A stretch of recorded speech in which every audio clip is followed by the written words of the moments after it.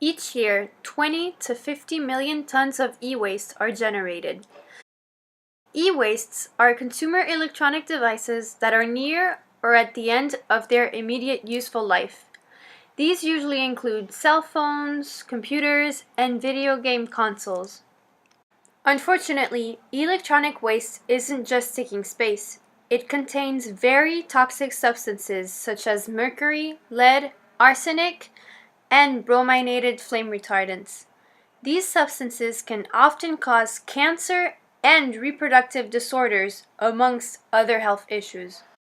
There is a market for recycling e-waste, however, it is very tedious, time-consuming, and unexploited.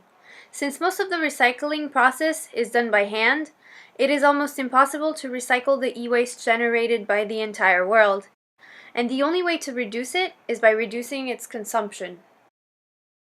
Unfortunately, large cell phone companies have no interest in recycling or reducing e-waste. These companies only work in their best interest, which is to be the leaders of their market, to sell as many products as they can, and to maximize profits. On top of that, they are the experts for creating demand. On average, a cell phone user will change phones every 18 months. The change is usually done because the phone was damaged, for a new phone's features, or because of peer pressure. Usually, the new phone does not have a revolutionary new feature. For example, when you look at the difference between the iPhone 6 and the 6S, you notice that the only upgrades are the front camera, the back camera, and the new 3D touch technology. So unless you really want your phone to feel how much pressure you are putting on its screen, you don't really need the new phone.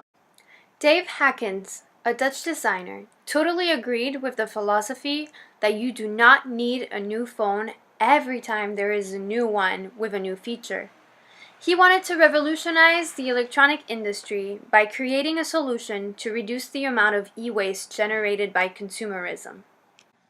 His idea was to create a phone that would be completely modular, allowing broken parts to be replaced in a simple click. This would not only reduce the need of a technician to change the part, but also avoid generating mass e-waste and stop customers from having to buy a brand new phone every time something breaks. In addition, the phone could be completely customized to the customer's need. If you want a better camera, you can click one right in the phone and even add more storage space for your photos. If you really love music, you could just upgrade your speakers within a couple seconds. You choose the features of your phone. Ideally, all of your electronic devices would be able to do that. Your computer would be customized to your needs. You could change the broken components of your smartwatch, and even your washing machine could be tailored to your liking. A world where only the broken pieces would have to be replaced. But what is so amazing about this product is that your phone would be a combination of brands. You could have a mic from YouTube, speakers from Beats, a camera from Canon. You could even have the Samsung screen, but the Apple processor if they would make it. So the main goal of Phone Bloks is to reduce the future amount of e-waste by creating a phone that is the product of different companies' features. The magic is when all of these features come together, creating one phone that was created by the customer. The first issue that Dave encountered was that even though he was a designer, he didn't have the experience or the skills to create a phone that was as good as the ones that were already on the market. And then he also didn't have enough money for the research and development of the phone. So Dave decided that he needed the development to be done by a large company in order for his project to be made. In order to get the attention from a large company, he needed the customers to demand that idea to be created. And so in order to get his campaign to work, he created his own website and a YouTube video about the phone block and his idea so that the world could understand what he wanted to create and why it was needed.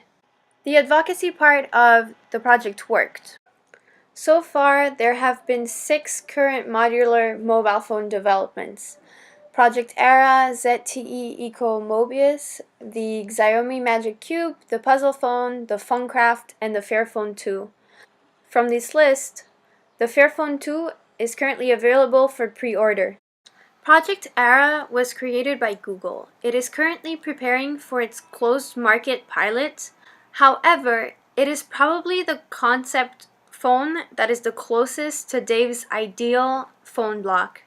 Customers will be able to buy the complete phone or to customize it upon purchase. If you do not have the patience to wait for Google's phone, you could always opt for the Fairphone 2, which is available for pre-order and should be delivered by April 2016. On top of that, their store is also selling many of the components that usually break in a phone. The Fairphone still has a couple issues. Its price is just as high as a brand new iPhone with a price tag of $600, and it isn't customizable, therefore it isn't very different from all of the phones, apart from the fact that you can replace its parts easily. In conclusion, Phone Bloks still has problems to solve. However, when we keep in mind that this idea only started 3 years ago, the progress that they have made is immense. Phone Bloks is definitely changing the market and the future of electronics.